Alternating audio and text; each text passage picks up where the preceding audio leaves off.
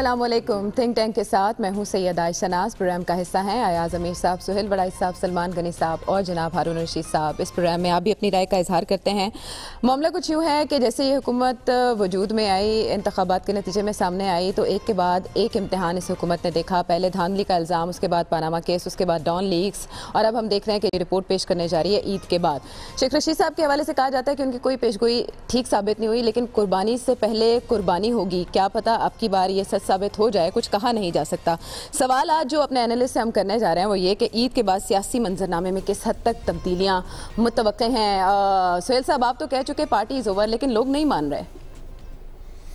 نہیں, یہ تو تجزیہ ہے. دیکھیں, کوئی اپنا, ہر بندے کا اپنا تجزیہ ہے. آپ نے کس بنیاد پر دیا ہے سہیل صاحب؟ میں نے تو آثار اور کرائن اور جس طرح واقعات ہو رہے ہیں اس کی بنیاد پہ کہا ہے. اور عید کے بعد ڈیفینیٹلی سیاسی کشمکش اور زوروں پہ ہوگی, گرمی آئے گی. اور ظاہر ہے پی ٹی آئی نے اپنی تنظیم کو متحرک رکھنا ہے. ان کے جو نئے لوگ آئے ہیں ان کو بھی انہوں نے اپنے حلقوں میں انٹروڈیوس کروانا ہے پی ٹی آئی کے طور پر. مجھے لگتا ہے کہ وہ اس حوالے سے بھرپور ایکٹیویٹی کریں گے. اور نون کا پرابلم یہ رہا ہے کہ ابھی تک وہ اپنا نیریٹو یا بیانیہ لوگوں کے سامنے کھل کر پیش نہیں کر سکے. اور میرا خیال ہے کہ ان کا سب سے بڑا فالٹ یہی ہے کہ وہ اپنا بیانیہ کہہ نہیں پاتے. بھٹو کو پھانسی ملی تو بھٹو پھانسی ملنے سے پہلے اپنا بیانیہ بیان کر گیا اور مر کر بھی زندہ رہا. لیکن مجھے لگتا ہے کہ نون اسی طرح گھٹ گھٹ کر مرتی رہے گی, اور اگر اپنا بیانیہ بیان نہ کر سکی تو اس کی آواز پھر کون سنے گا اور پھر اس کا فالوور کون ہوگا. الیکشن تو 2018 میں ہوں گے. وزیر اعظم یہ کہہ چکے ہیں ہارون صاحب. کیا کارڈز ہیں نواز لیگ کے پاس جو ابھی تک وہ شو وزیر اعظم کے کہنے سے کیا ہوتا ہے؟ اس نے فیصلہ کرنا ہے. فیصلے وہ کوئی پر اعتماد نہیں ہے. پر اعتماد اگر ہوں تو ایسے ہی کھچ مار رہے ہیں. پنجابی کا لفظ ہے کھچ مار رہے ہیں, کھچ مار, یعنی ان کے لونڈے لپاڑے, ان کا میڈیا گروپ, یہ سب کیا کر رہے ہیں؟ فوج ذمہ دار ہے بھائی. فوج کو یعنی اکسا رہے ہیں کہ ہماری مخالفت کرو. وہ غیر جانبدار رہنے کی کوشش کر رہے ہیں, یہ انہیں اکسا رہے ہیں. عدلیہ پہ الزام تراشی کر رہے ہیں. بہت بڑی تبدیلیاں متوقع ہیں. ایک صورت تو یہ ہے کہ اللہ انہیں عقل دے دے. ویسے نواز شریف صاحب اپنی حکومت ختم کرنے کے جب درپے ہو جاتے ہیں تو نظر ثانی کبھی کرتے نہیں ہیں, لہذا اس چیز کی امید تو کم ہے. لیکن فرض کیجئے کہ وہ معقولیت کا مظاہرہ کریں تو یہ وہ سمجھ سکتے ہیں انہیں کیا کرنا چاہیے. دوسری صورت یہ ہے کہ یہی سلسلہ جاری رکھیں. ثابت تو اب کوئی چیز کرنے کی عدالت میں ہے نہیں. وہ تو کوئی نئی دلیل تو نہیں دے سکے, کوئی ڈاکومنٹس بھی نہیں دے سکے. وہ تو وہی اپنا تانا زنی ہے اور یہ کہہ رہے ہیں وہ کٹ پتلیوں کا کھیلا وغیرہ. تو اس کی پاسبلٹی بہت ہے کہ ان کے خلاف فیصلہ صادر ہوگا. ظاہر ہے اس کے بعد بڑی بڑی تبدیلیاں رونما ہوں گی. یہ اب سیاسی جماعتوں پہ ہے کہ الیکشن کی طرف لے جاتی ہیں چیزوں کو, یا اتنا ہی جان پیدا کرتی ہیں جیسے ہر دفعہ ہوتا ہے کہ اس کے نتیجے میں معاملات ملتوی ہوتے چلے جائیں اور 2 سال کے لیے ٹیکنوکریٹس کی یا کوئی اور حکومت آ جائے. اس میں یہ سارے کے سارے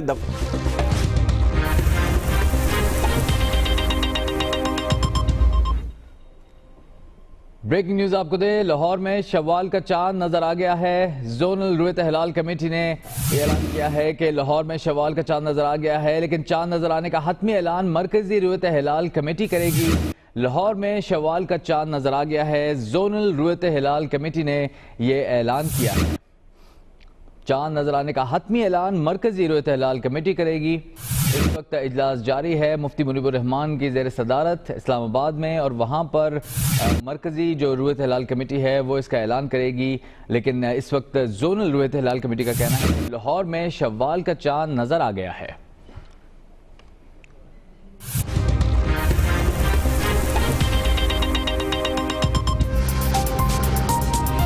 آئیے چلتے ہیں پروگرام کے بقیہ حصے کی طرف.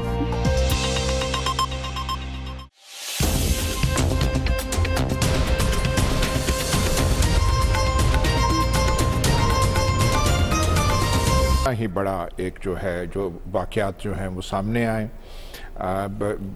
سپریم کورٹ نے حکم صادر فرما دیا ہے جے آئی ٹی کو ڈھیل دینے کی ان کا بالکل موڈ نہیں تھا, نہیں ہے, کہ 10 جولائی تک آپ حتمی رپورٹ دیں.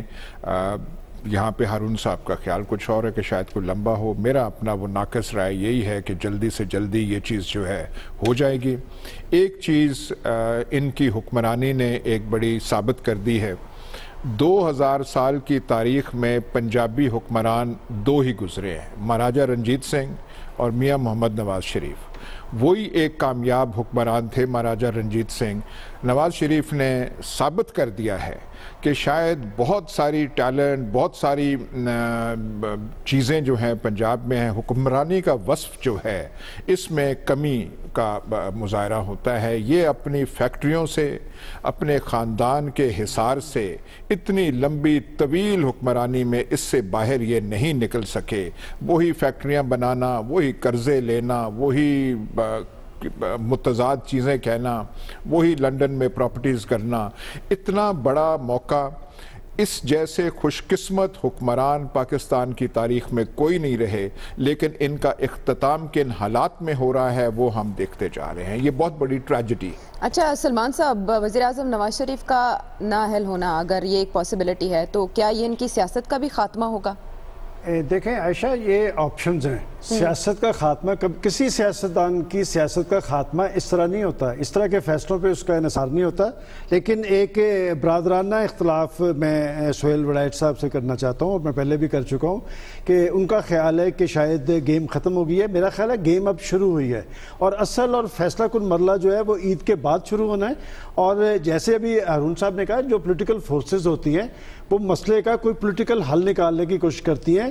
ڈیڈ لاک کبھی حکومتوں کے فائدے میں نہیں جاتا، اور میں ہمیشہ سے یہ کہتا آیا ہوں کہ یہ وہ سسٹم ہے جس میں پاکستان کی تمام پولیٹیکل پارٹیز اپوزیشن نہیں ہیں، یہ سارے حکومتوں کے اندر موجود ہیں، ساری بڑی پولیٹیکل پارٹیز حکومتوں کے اندر موجود ہیں، اور یہ سسٹم اس طرح چلے گا تو کسی کی باری آئے گی۔ اگر یہ سمجھتے ہیں کہ جی کوئی آ کر نواز شریف صاحب کو گرا کے انہیں بٹھا دے گا، تو جو رسک لیتے ہیں وہ کسی کے لیے نہیں لیتے۔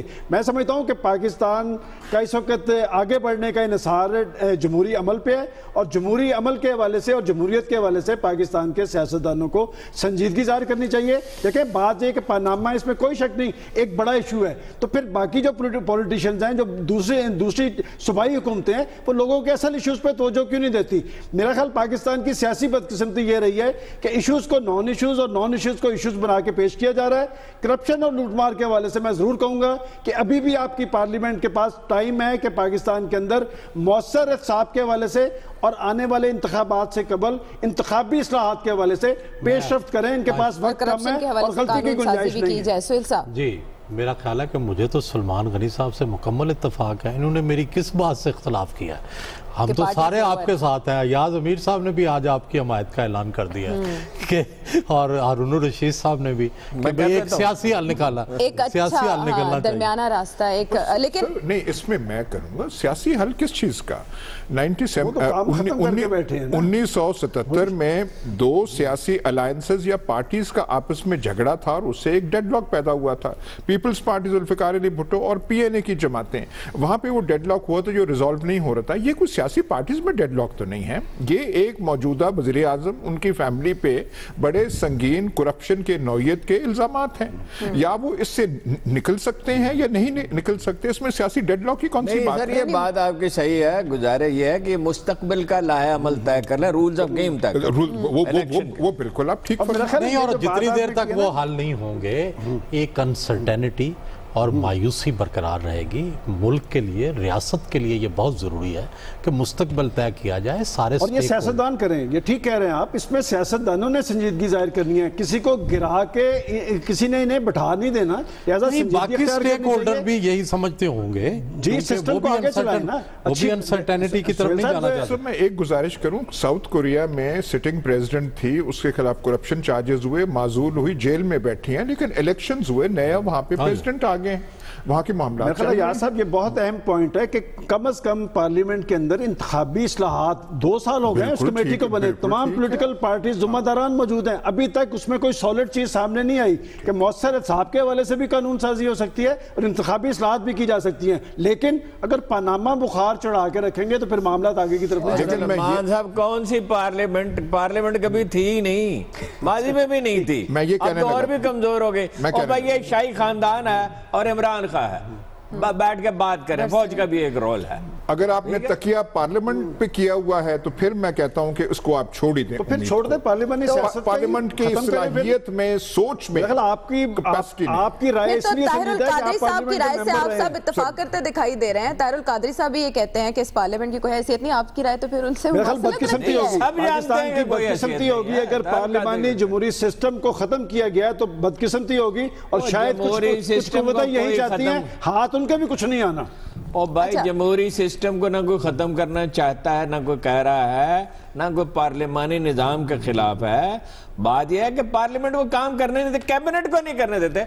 शहबाज शरीफ साहब के कैबिनेट की क्या हैसियत है? एक चपरासियों का टोला है, लीडर्स नहीं जाते। आप देखें जो असेंबली की नशिस्तों के लिए अरबों रुपए लगाते हैं वो जाता ही नहीं है वहां पे। अच्छा, ये तो लेकिन एक चीज, एक डर है, मौजूदा हुक्मरान खानदान जो फंसा हुआ है अपने ये फंसते हुए इस मंजरनामे में, कोई सैमसन की सोच उनको ना आ जाए कि हम अगर जा रहे हैं तो सब कुछ हम तबाह करके जाएं। हाँ, हम तो डूबे सनम साथ उनको लेके डूबेंगे, ये ना हो कि वो फंस गए हैं। देखिए, वो एक पॉलिटिकल पार्टी है और पॉलिटिकल पार्टीज रहती हैं। ये नहीं होता कि अगर हुकूमतों के आने जाने से पॉलिटिकल पार्टीज, आज तो काफ लीग का भी वजूद कायम है उसी तरह ही, हालांकि सारे लोग जा रहे हैं, पीपल्स पार्टी भी कायम है। अच्छा, पीपल्स पार्टी का और मुस्लिम लीग काफ का सुहेल साहब क्या किरदार होगा ईद के बाद के मंजरनामे में? अब पीपल्स पार्टी के जो सदर साबिक सदर आसिफ अली जरदारी वो लंदन में है, वज़ीर आज़म नवाज शरीफ भी लंदन में, उनसे मुलाकात हो सकती है, बात हो सकती है? देखिए, मुझे ये लगता है कि आसिफ जरदारी साहब का जो आना है वो कई हलकों को पसंद नहीं आया था,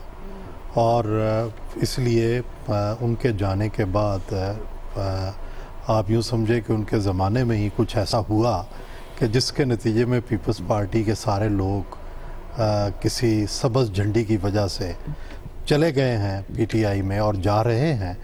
और अब बिलावल भुट्टो साहब का टाइम शुरू हो चुका है, लेकिन वो इतने लेट हो गए हैं इलेक्शन के इतने करीब कि शायद वो इस इलेक्शन में पंजाब में कोई बड़ा फ़र्क जो है वो ना डाल सकें, मासवा इसके कि वो कोई अपनी मुनफरद आवाज़ जो है वो इस इलेक्शन से फ़ायदा उठाते हुए कोई बना ले, लेकिन कोई इंतखाबी फ़ायदा मुझे होता हुआ नज़र नहीं आता। जहाँ तक मुस्लिम लीग काफ का तल्लक है, उसकी पहले ये ख्वाहिश थी कि पीटीआई के साथ और दूसरी पार्टियों के साथ एक मुश्तरका इत्तेहाद जो है या सीट एडजस्टमेंट का कोई तरीका जो है वो अपनाया जाए, लेकिन ऐसे लगता है कि पीटीआई उसमें ज़्यादा इंटरेस्टेड नहीं है और पीटीआई अकेले ही इलेक्शन में जाना चाहती है।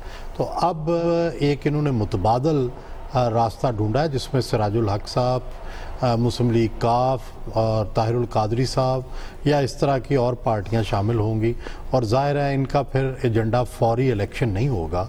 इनका एजेंडा ये होगा कि पहले एहतसाब हो, 18वीं तरमीम का ख़ात्मा हो और बाकी इलेक्शन रिफॉर्म्स हों, और इसीलिए इमरान खान को चाहिए कि एक ऑल पार्टीज़ कॉन्फ्रेंस बुलाए, ऑल पार्टीज़ कॉन्फ्रेंस बुला के उसमें एक कंसेंसस करें, और अगर कोई ऐसा वाक़या रूनुमा होता है तो उसके फ़ौरन बाद इलेक्शन की तरफ जाना चाहिए, ताकि सिस्टम और जो जमहूरियत की कंटिन्यूटी है एक नई गवर्नमेंट उसको टेक ओवर। लेकिन तस्वीर का दूसरा रुख नहीं देखा जा रहा अरुण साहब, फैसला वज़ीर आज़म के हक में भी तो आ सकता है और ये खिलाफ तवक्का होगा तहरीक इंसाफ के चेयरमैन इमरान खान के लिए, तो वो क्या करेंगे? सड़कों पर आएंगे या इलेक्शन का इंतजार करेंगे, फैसला कबूल करेंगे? किसी तरह आप चीफ जस्टिस हो जाए तो आप फैसला दे सकते हैं उनके हक में, इसके अलावा कोई चांस दूर दूर तक नजर नहीं है। अच्छा, वज़ीर आज़म के हक में फैसला नहीं आ सकता? नहीं, कोई है ही नहीं, कोई उनको कोई किस तरह देंगे उनके हक में? मनी लैंडर को कैसे जाएगी? ईद आप क्यों खराब करने पे तुले हुए? नहीं सर, पाकिस्तान के तहफ़्फ़ुज़ की बात, पाकिस्तान की चाहिए, फैसला भी अच्छा होना चाहिए, और पाकिस्तान की अदालत उज़्मा जो है उसने फैसला इंसाफ और कानून की बुनियाद पे करना है और शवाहद की बुनियाद पे करना है, और शवाहद जो तलाश करने वो तो जीआईटी की जिम्मेदारी थी। वो किस हद तक शवाहद तलाश करते हैं ये 10 जुलाई को पता चलेगा। जीआईटी की जिम्मेदारी नहीं थी, उन्होंने बताना था ये माल हमारा है, जायज पैसे हैं, उनकी जीआईटी का कोई काम नहीं है। फ्लैट्स के बारे में बताना था, वो आगे की तरफ निकल गए फ्लैट्स के बारे में। यार 10 साल से तो मैं लिख रहा हूँ इनकी 500 मिलियन पाउंड की इन्वेस्टमेंट है, मुझे तो कभी किसी ने नोटिस तक नहीं दिया और बुला के मुझे एक्सप्लेनेशन देते रहे। मैंने कहा मैं नहीं मानता इसे। आयशा, एक बात मैं कह दूं कि इस सूरत हाल के अंदर अगर नवाज शरीफ की हुकूमत हिलेगी तो सिर्फ हुकूमत नहीं हिलेगी, बहुत कुछ हिल जाएगा। हिलता है बहुत कुछ, प्रेडिक्शंस हैं और तवक्कुआत हैं, खदशात हैं, इम्कानात हैं जिन पर मेरी फिर भी बात है कि नहीं हिलना चाहिए, आगे की तरफ चलना चाहिए, आगे चलना चाहिए। और दूसरी बात यह है کہ سپریم کورٹ کے حوالے سے جو نون لیگ کے تحفظات ہیں اور JIT کے جو تحفظات ہیں ان کو دور کرنے میں کوئی حرج نہیں ہے. یہ بہت بڑی انکوائری ہے جس کا ملک کے مستقبل پر اثر پڑے گا اور ایک کوئی ایکسکیوز بھی نہیں دینا چاہیے. اور جن باتوں کی وہ شکایت کر رہے ہیں کیا حرج ہے اگر ان کا مداوع کر لیا. یہی دانائی کی بات ہے. اسی نقطے پر کسی کے لیے گڑھا کھودنے والے کہیں خود نہ گر جائیں. اور اس بحث کو ہم بریک کے بعد جب یہ کہا جائے کہ ملک میں دھماکے اس لیے ہو رہے ہیں کہ JIT ٹیلی فون ٹیپ کرنے میں لگی ہوئی ہے تو کیا آپ ان لوگوں کو کیا کوئی بھی بات کی جا سکتی ہے چاہے دلیل ہو یا نہ ہو, بات کرنے کو کیا ہے, جتنے منہ اتنی باتیں. لیکن پروگرام میں بریک کا وقت ہوا چاہتا ہے, بریک کے بعد واپس آتے ہیں.